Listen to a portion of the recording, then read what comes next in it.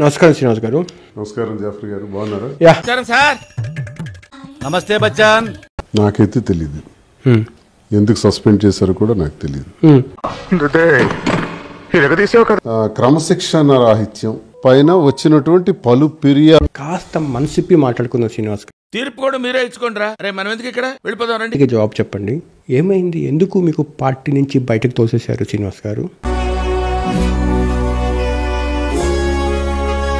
Flash back. రాజా హక్ చేస్తున్నప్పుడు నాకు కూడా అలాగే స్ట్రెస్ అంతా పోతుంది.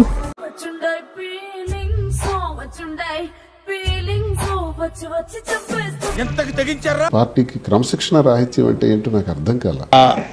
నాకు అర్థం కాలేదు సార్. నెమ్మదిగా అన్ని అర్థమవుతాయి గానీ కూర్చోరా.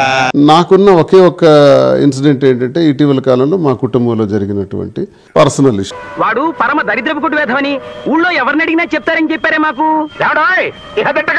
నేనే దానికి సంబంధం ఏంటి? నా వ్యక్తిగతానికి సంబంధించి నా కుటుంబంలో జరిగిన ఒక సంఘర్షణ గురించి సంబంధించి నేను రహస్యంగా ఉంచలా. పిచ్చోళ్ళ గురించి వెంటనే కానీ లైవ్ లో ఇదే చూడటం ఎవరికి ఉంటుంది అలా? ఆనాటి సస్పెన్షన్ చేసిన వ్యక్తులే నేడు కూడా పార్టీలో ఉన్నారు కదా, చేయించిన వ్యక్తులు.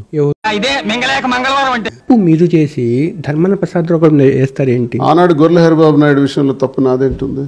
అప్పట్లో అప్పుడు ఇంకెన్నాళ్ళు, ఇప్పుడేంటి ఇప్పుడెవరు, అది లెక్క.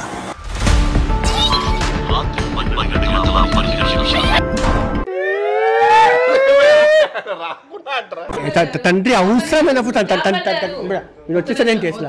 సైకోముండా. మీరేమైనా మా పిల్లలకి ఫీజులు కడుతున్నారా? మీరు కడుతున్నారా?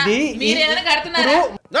నాకేం సంబంధం? మీనింగ్ లెస్ మాట్లాడగా ఏం నువ్వు మాట్లాడేది? భగవాన్ రచ్చగడతో సాధు పిచ్చగడగా బిచ్చ. మా పిల్లలకి మీరేమైనా పెంచుతున్నారా? మా పిల్లలకి మీరేమైనా చూస్తున్నారా?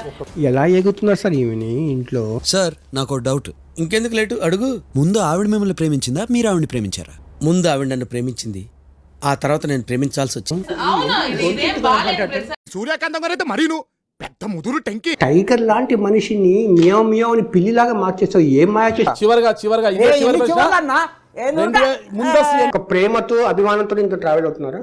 ఎంతమంది చూసినా కూడా ప్రేమలోనే పడలేదు. అతనిలో ఏంటో అతని కళ్ళలో చక్రాలు, అతని కళ్ళలో అతను ఎప్పుడు మియా మియా కాదు, అతను ఎప్పుడు కీలి బొమ్మ కాదు. ఆ రోజే వీరి కళ్ళల్లో ఒక కాంతిని చూశాను. ఏదో సాధించానన్న ఆనందం వీరి ముఖంలో నాకు కనిపించింది. దివ్యల మాధురి గారికి ఎందుకు కోపం వచ్చింది, ఎందుకు గొడవ దిగింది, ఆ గొడవలు ఏం జరిగింది అన్నది కొంచెం కన్ఫ్యూజన్ రావచ్చు. కానీ ఆ పార్ట్ కొంచెం కట్ చేయడం జరిగింది. ఎందుకంటే నేను ఏదైతే ప్రస్తుతం సంధించానో బాగానే ఎక్స్ట్రా తింటున్నావు. అది ఆ బోత్ ఫ్యామిలీ సంబంధించిన సెన్సిటివ్ ఇష్యూ. ఫేస్ ఏంటి, ఏజ్ ఏంటి, కింద గేజ్ ఏంటి? కూర్చున్న ప్లేస్ లో దివ్యల మాధురి గారిని కూడా కూర్చోబెట్టాము. ఆమె నోటి చాలా సెన్సేషన్ విషయాలు బయటకు వచ్చాయి. ఒకటి వీకు, ఒకటి స్ట్రాంగ్. ఏది వీకు, ఏది స్ట్రాంగ్? శుక్రుడు వీకు, శని స్ట్రాంగ్. వరస్ట్ పీరియడ్ నడుస్తుంది నీకు. యాక్చువల్ గా పర్సనల్ గా మాట్లాడతాము, ఒక పర్సనల్ ఇంటరాక్షన్ తో ఇంటర్వ్యూ చేద్దాం అనుకున్నాను. నువ్వు ఒక్కడివి ఈ లోకాన్ని మార్చలేవురా. లోకంతో కలిసి బతకడం నేర్చుకో. ఈసారి మాధురి గారు ఉన్నారు, ఈ రోజు మన మధ్య ఎవ్వరు లేరు, మీరు నేను ఈ చీకటి గది. కూడా ఉండనివ్వండి. వద్దు చందు, మన మధ్య ఇంకెవ్వరు వద్దు. నువ్వు, నేను, మమ్మీ. అరే నువ్వు బయటికి వెళ్ళు.